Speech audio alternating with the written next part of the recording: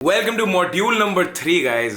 DIY का module number 3 will change your game. This will actually teach you that how to analyze your own progress or your client's progress and how to actually work on those mechanoreceptors and stimulus generation. तो बहुत बड़े बड़े terms लग रहे होंगे आपको, पर at the end of this module you will get everything. और इस module में मैंने एक चीज़ सीखी है पिछले modules के analysis से कि lectures थोड़े से short रखूँगा एंड क्रिस्प रखूंगा. So I try to wind it up within 10 minutes ताकि आप अच्छे से देखो और आपको समझ आ जाए, क्योंकि इसके अंदर बहुत कॉम्प्लिकेशंस भी होने वाली है. सो हर एक लेक्चर को ध्यान से देखना. ये पूरा का पूरा मॉड्यूल खत्म करने के बाद nobody can ever challenge you in terms of exercise. So आज के लेक्चर का एक और मोटिव है दैट हर एक चीज को करने का सिर्फ एक डॉगमेटिक तरीका नहीं होता, बहुत सारी वैरायटी ऑफ थिंग्स होते हैं and we should be open to accepting different perspectives. So आपके अगर क्लाइंट का गोल है हाइपरट्रोफी तो आप उस हिसाब की उसका प्रोग्राम बनाओगे, उस हिसाब से ही सब कुछ डिजाइन करोगे. अगर आपका खुद का भी गोल अगर है, like I just consider over here you और the client, so let's just consider an individual जिसका गोल जैसा है उसके हिसाब से you need to design their exercise program. So सब कुछ सिखाऊंगा, सब कुछ बताऊंगा, क्योंकि यही डिफरेंस है मेरे YouTube में और DIY में, that in DIY you get to learn how to personally design something for yourself और how to personalize the plans for someone else. And on YouTube it is a public platform जहाँ पे मैं आपको एक generic चीज बताता हूँ. So सबसे पहले तो हमें मैकेनिज्म पता होना चाहिए कोई भी चीज को एग्जीक्यूट करने से पहले, कि अगर आप जिम जा रहे हो तो क्यों जा रहे हो. So if you were just executing a training program तो उसका मोटिव क्या है, उसका वाई क्या है, वो आपको क्या रिजल्ट देगा. सो हर एक चीज़ का एक मैकेनिज्म होता है. If you want to become the biggest of all, if you want to become the most aesthetic person of all, if you want to become the strongest person of all, और if you want to become the fittest of all who is more agile, faster, strong and a bit aesthetic. So एक mechanism पता होना चाहिए कि मैं इतनी सारी exercises और इतना वॉल्यूम जो कर रहा हूँ और उससे मुझे इतना स्टिमुलस मिल रहा है और मैं इतने RPE पे ट्रेन कर रहा हूँ, तो मैं क्यों कर रहा हूँ. क्योंकि बहुत सारे लोग मैंने देखे हैं जिनको पता ही नहीं होता that what are they doing. You go to the gym, you ask them that okay why are you doing this, इससे तुम क्या करने की कोशिश कर रहे हो. इज इट द पंप जिससे तुम्हारी ग्रोथ होगी, is it this exercise in which you gonna progressively overload, उससे तुम्हारी ग्रोथ होगी, व्हाट एक्चुअली इट इज. सो ये पता होना बहुत इंपॉर्टेंट है ताकि आप उसको फुल पोटेंशियल पे अपने दिमाग से, like multiple studies have proven this कि हाइपरट्रोफी आपके साइकोलॉजी से भी बहुत बेटर हो सकती है. That if you just like I am just talking about a skill, not just hypertrophy, that can be even playing piano और जस्ट प्लेइंग अ स्पोर्ट और प्लेइंग गिटार, कि एक ग्रुप को एक स्पेसिफिक टाइम पीरियड के लिए वो चीज़ करवाई गई और उसके बाद उनको वो चीज़ कभी नहीं दी गई. फॉर एग्जांपल अगर मैं गिटार बजाता हूँ तो मैंने 1 महीना गिटार सीखा, बहुत प्रैक्टिस करी, उसके बाद मैंने 2 साल तक सिर्फ और सिर्फ उसको पिक्चराइज किया और मैं बस अपनी मेमोरी में उसको दैट आई नो कि मुझे किस किस स्ट्रिंग पे कौन सा हाथ रख के कौन सी कॉर्ड बजानी है. तो वैसे ही अगर हम हाइपरट्रोफी में भी बहुत सारी स्टडीज ने भी प्रूव किया है कि अगर हम कोई एक्सरसाइज करें और हमें पता है कि हमें उससे एक्चुअली में क्या जनरेट करना है. For example if I am doing a bicep curl, so अगर मुझे पता है कि वो बाइसेप कर्ल मुझे स्टिमुलेट करना है अपने बाइसेप को टू ग्रो दैट बाइसेप, और मुझे अपनी दूसरी पावर लिफ्टिंग मूवमेंट्स में बेटर होना है, तो मैं उसको एक एज एक्सेसरी मूवमेंट यूज कर रहा हूं एंड इसलिए मुझे उसके अंदर हैवी लोड को बहुत एक्सप्लोसिवली मूव करना है. So the motive should be known by the head कि भाई तुम जो कर रहे हो वो क्यों कर रहे हो. So you should know the why. So very quickly let's just overview कि मैं कमिंग लेक्चर्स में आपको क्या समझाने वाला हूं.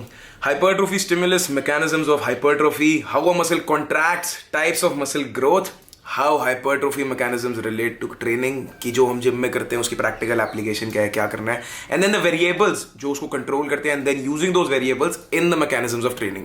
बहुत इंटरेस्टिंग होने वाला है. मुझे तो बहुत इंटरेस्टिंग लगता है भाई एक्सरसाइज, कि एक्चुअली मैं जिम में जा रहा हूँ तो किस मोटिव से जा रहा हूँ. So as you can see, stimulus to fatigue business की भाषा में कॉस्ट टू बेनिफिट रेशियो भी कह सकते हो, कि अगर आप किसी चीज को खरीदते हो या किसी चीज़ में पैसे इन्वेस्ट करते हो तो उससे आपको कितना बेनिफिट, कितना रिटर्न ऑन इन्वेस्टमेंट आ रहा है, that matters a lot, right. तो अगर आप किसी एक्सरसाइज को चूज करते हो, आपका एक्सरसाइज प्रोग्राम बना हुआ है that you are performing certain number of sets, उसके अंदर इतना वॉल्यूम है, उससे आपको इतना स्टिमुलस मिलता है so that you can grow, पर उसके बाद जो आपको उस पर फटीग साथ में मिलती है एज अ फ्री गिफ्ट, उसको आप कैसे मैनेज करते हो so that see it goes like this. Stimulus generate हुआ, हमारी मसल को स्टिमुलस मिला by breaking down the muscle fibres. After that fatigue हुआ, जो साइड इफेक्ट है इस इक्वेशन में, एक बाय प्रोडक्ट है फटीग, ठीक है. हमने स्टिमुलस जनरेट किया, उससे फटीग हुआ. अब उस फटीग को हमने खत्म कर दिया जिससे रिकवरी हो गई. उसके बाद अडेप्टेशंस होगी and then we grow. Muscles only grow when adaptations happen. पर अगर ये जो सेकंड स्टेप है फटीग, इसको ढंग से मैनेज नहीं किया तो ना रिकवरी होगी, ना अडेप्टेशन होगी, ना हाइपरट्रोफी मतलब कि मसल ग्रोथ।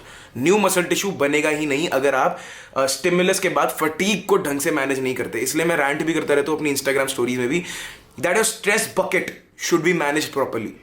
स्ट्रेस बकेट का मतलब है कि आपका मेंटल स्ट्रेस, आपका फिजिकल स्ट्रेस, आपका ट्रेनिंग स्ट्रेस, आपकी डाइटिंग स्ट्रेस, सारा का सारा स्ट्रेस वेल मैनेज्ड है कि नहीं।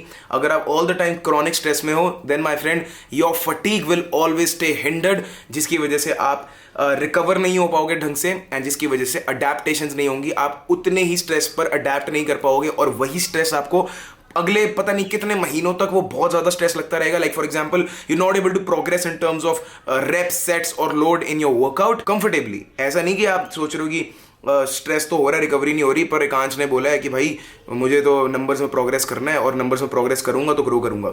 You will potentially injure yourself. आप इंजरी हो जाएगी, आपको टूट जाएगा मसल टेंडन, कुछ फट जाएगा, कुछ हो जाएगा। इसलिए आपकी बॉडी फ्रेश होनी चाहिए। आपको अपनी बॉडी को फटीग को मैनेज करना ताकि आप रिकवर हो, so that you can progress in the workout, in the mechanism of the workout. यही वेरिएबल्स की बात कर रहा था मैं, इसके बारे में आगे आपको मैं डिटेल में भी बताऊंगा। And then you can just adapt to that stimulus. जो वो वर्कआउट था उसको आपने अडेप्ट कर लिया, and now it is time कि अब वो बहुत आसान लगने लग गया। इसका मतलब है कि बॉडी ने अडेप्ट कर लिया, and now it is time to progress on those numbers and grow some new fresh muscle tissue. This is how you grow. अब आप ये ग्राफ देख सकते हो, जैसे ही ट्रेनिंग ओवरलोड स्टिमुलस आया, मतलब कि ट्रेनिंग ओवरलोड स्टिमुलस का मतलब है कि आपका जो होम्योस्टैटिक पॉइंट है, मतलब कि आपका जो जीरो पॉइंट था, वहां से आपने अपनी मसल को थोड़ा बियॉन्ड उसकी कैपेबिलिटी के थ्रेशोल्ड के अगेंस्ट ले गए। मतलब उसको उतना स्ट्रेस दे दिया जितनी उसकी औकात नहीं थी, उससे थोड़ा सा एक्स्ट्रा स्ट्रेस दे दिया, तो वहां पे मसल स्टिमुलेट होगी। तो जब हम ओवरलोड स्टिमुलस देते हैं उसके बाद फिटनेस में तो आप देख रहे हो कि स्पाइक हो रहा है कि भाई fitness levels are increasing, but उसके साथ में आप देख रहे हो जो मैंने आपको कहा था इक्वेशन में, there is a lot of fatigue. ये जो ब्लू लाइन है ये फटीग डिपिक्ट कर रही है। There is a lot of fatigue जिसकी वजह से आपकी परफॉर्मेंस भी डिक्लाइन होती चली जाएगी अगर आप उस फटीग को मैनेज नहीं करते हो। फटीग के साथ साथ डायरेक्टली प्रोपोर्शनल है परफॉर्मेंस। फटीग इंक्रीज होगा, इनवर्सली प्रोपोर्शनल है। फटीग इंक्रीज होगा, परफॉर्मेंस डिक्रीज होगा, फटीग रिड्यूस होगा एंड देन परफॉर्मेंस इंक्रीज होगा। समझ रहे हो? सो यहाँ पे सवाल ये है कि ऐसा कौन सा स्वीट स्पॉट है कि हम इतना ही स्टिमुलस दें, and we don't want to overcook it, we don't want to undercook it, we just want that right amount of stimulus जिससे एकदम स्वाद सा केक बने, एकदम ड्राई ना हो जाए या फिर वो कच्चा ना रह जाए, परफेक्ट केक बने जिसको हम खाएं। मतलब कि परफेक्ट स्टिमुलस हो जिससे ज़्यादा फटीग, इतना ज़्यादा फटीग ना हो कि हमें रिकवर होते होते ही 4-5 दिन लग गए, उतना ही फटीग हो जिसके बाद हम रिकवरी पॉइंट पे इतनी जल्दी पहुंच जाए जिसके बाद हम अपने नेक्स्ट वर्कआउट सेशन तक फ्रेश हो जाए, and then we can adapt, we can make new adaptations and we can just grow through that stimulus. So hypertrophy stimulus होता क्या है? ये स्वीट स्पॉट वाला स्टिमुलस जो मैं आपको बता रहा हूँ, ये होता क्या है? एक्चुअली मैं आपको ये ध्यान रखना है that there is an initial stimulus जिसकी वजह से मॉलिक्यूलर सिग्नलिंग होती है और फिर उसकी वजह से मसल प्रोटीन सिंथेसिस इंक्रीज होता है। मसल प्रोटीन सिंथेसिस इंक्रीज होगा, पिछले लेक्चर्स आगे देख के आओ, क्या होगा? आपके सेल रिसेप्टर्स और ज़्यादा न्यूट्रिशन पार्टीशनिंग आपकी बॉडी की इंक्रीज होगी, न्यूट्रिएंट अब्जॉर्प्शन बढ़ेगी, तो आपकी बॉडी को अच्छे से पता होगा कि का प्रोटीन फैट को सबसे पहले मसल को देना है रिकवरी के लिए, and then that needs to be supplied to other parts of the body. So muscle protein synthesis को स्टिमुलेट करना बहुत इंपॉर्टेंट है आपके मसल हाइपरट्रोफी करने के लिए। सो इनिशियल स्टिमुलस को लाने के लिए देयर आर सम की फैक्टर्स, ध्यान से सुनना। This is the primary key factor which is mechanical tension. Mechanical tension नहीं होगा, स्टिमुलस कभी जनरेट नहीं होगा। To generate the initial stimulus your muscle needs some kind of mechanical tension. अब मैकेनिकल टेंशन क्या होती है? So mechanical tension is basically the force that your muscle experiences. For example, if you do a bicep curl and the force is going downwards, so over here अगर आप bicep curl कर रहे हो dumbbell से तो आपकी force ऐसे नीचे जा रही है, this way नीचे, gravitational force. So now your muscle is experiencing force over here, पर वहीं पे अगर आप डंबल से उसे ऐसे कर देते हो अपनी एल्बो आगे करके, then that force gets distributed and the stress is distributed over your anterior deltoid and the bicep. तो हमें यहाँ पे ये ध्यान रखना है कि अगर हमें मसल को मैकेनिकल टेंशन देनी है तो हमें एक्चुअली में उसे परफेक्ट एंगल्स में ट्रेन करना है, and that is why posture is very important, and that is why it is very important कि आप पुली वाली एक्सरसाइज कर रहे हो which is short and range of motion specific, या फिर आप डंबल बेस्ड एक्सरसाइज कर रहे हो which is respecting the length and position of the exercise. So that is the resistance profile of the exercise. हर एक एक्सरसाइज की एक रेजिस्टेंस प्रोफाइल होती है जिसके अंदर मसल का एक वीकेस्ट पॉइंट होता है और एक स्ट्रॉन्गेस्ट पॉइंट होता है। सो ये सब मैं आपको आगे फर्दर लेक्चर्स में बताऊंगा डिटेल में। अभी के लिए आपको ये ध्यान रखना है कि जो भी फोर्स आपकी मसल एक्सपीरियंस कर रही है, उसको मैकेनिकल टेंशन कहते हैं। नाउ मैकेनिकल टेंशन होगी so there will be stimulus. अब यार जब मैकेनिकल टेंशन होती है तो मैकेनो रिसेप्टर्स होते हैं मसल के अंदर, और उसके अंदर ना स्ट्रैंड्स होते हैं पैसिव टेंशन के, they can literally register tension. तो उनको जो फोर्स मिलती है, जो टेंशन मिलती है, वो उन स्ट्रैंड्स के अंदर जाके रजिस्टर हो जाती है। एंड ये सारे ये मैकेनो रिसेप्टर्स होते हैं। बेसिकली रिसेप्टर्स क्या होते हैं? Receptors are something, literally English बता रहा हूँ, receptor is a thing that accepts something, ठीक है। तो अगर मसल रिसेप्टर्स हैं, जब मैं न्यूट्रिएंट अब्जॉर्प्शन की बात करता हूँ, न्यूट्रिशन पार्टीशनिंग की बात करता हूँ, तो वहां पे वो न्यूट्रिशन को एक्सेप्ट करेंगे। Mechanoreceptors will accept and register mechanical tension, कि कितनी मैकेनिकल टेंशन रिसीव हुई है मसल से, मसल को, कि कितनी मैकेनिकल टेंशन रिसीव हुई है मसल को। So these mechanoreceptors are sensitive to the amount of tension received and the duration of tension, कितनी देर तक वो टेंशन मिली है। Yes, everything is duration guys, keep this thing in mind, आगे बताऊंगा। अब जब मैकेनिकल टेंशन होगी तो उसके साथ फटीग भी आएगी। फटीग एक्चुअली में कहां से आती है? Metabolic stress. मेटाबॉलिक स्ट्रेस कब होता है? जब हमारी मसल में एसिडिटी बढ़ती है, लैक्टिक एसिड प्रोड्यूस होता है। So that is the metabolic waste that comes with contraction. Every time the muscle contracts, हमारी मसल में एसिडिटी बढ़ती है, जिसकी वजह से फटीग होता है। सो एसिडिटी के साथ हाइड्रोजन आयंस भी बढ़ते हैं एंड फॉस्फेट आयंस भी बढ़ते हैं। सो बहुत सारी स्टडीज में ये भी प्रूव हुआ है कि that stress threshold can alone also stimulate the muscle sometimes, but that is not the best way to stimulate the muscle, क्योंकि वो वही स्टिमुलस टू फटीग का रेशियो हो जाता है। अगर आप मेटाबॉलिक फेलियर वाली ट्रेनिंग कर रहे हो हमेशा, कभी कभार की बात नहीं कर रहा,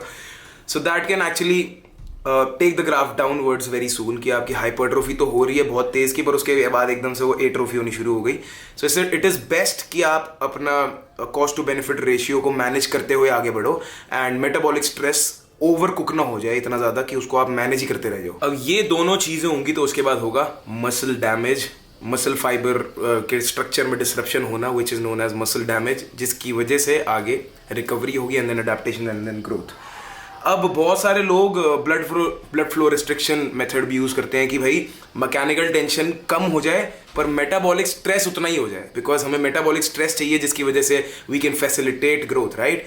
That might not be the best method according to me, because I haven't found a lot of evidences on this. If there are, please comment down below. I would love to read this, because according to me it's a very stupid way कि आपको mechanical tension कम चाहिए। हाँ, अगर आपके पास weights कम है उस case में things change. It is not like कि जो मैं कह रहा हूँ कि ये ऑप्टिमल वे है तो this is the only way to grow. No, there can be cases जहां पे आपके पास लोड अवेलेबल ना हो, तो वहां पे बहुत इंपॉर्टेंट है blood flow restriction method comes into play, वहां पे आपको बहुत हेल्प करेगा। सो that is what the motive of this module is gonna be. ये ओवरव्यू लेक्चर था, मैंने सोचा था इसको थोड़ा शॉर्ट रखूंगा, बट शॉर्ट ही था, थोड़ा मैं बातें कर ली आपसे, इसकी वजह से ड्यूरेशन बढ़ गई।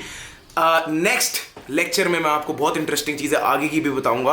अगर आपको और कुछ भी इसके अंदर डाउट है तो अभी ही क्लियर करो, शुरू से क्लियर करके चलेंगे। एंड जूम कॉल के अंदर जब मैं आपसे क्वेश्चंस पूछूं तो फिर आपको वो आने चाहिए, because guys this is what the motive of DIY is. बार बार हर लेक्चर में नहीं बताऊंगा, हर लेक्चर में बोलता हूं DIY members are gonna be the future.